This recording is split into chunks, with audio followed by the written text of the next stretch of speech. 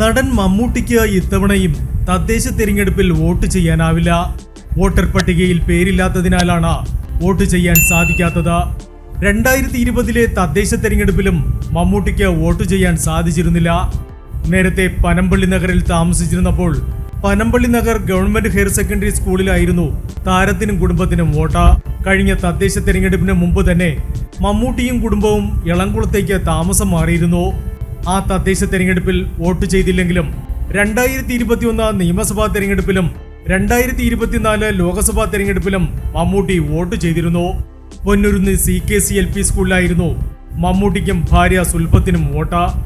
സാധാരണ തിരക്കുകൾ മാറ്റിവെച്ച് എല്ലാ തെരഞ്ഞെടുപ്പുകളിലും തന്നെ മമ്മൂട്ടി വോട്ട് ചെയ്യാൻ എത്താറുണ്ട്.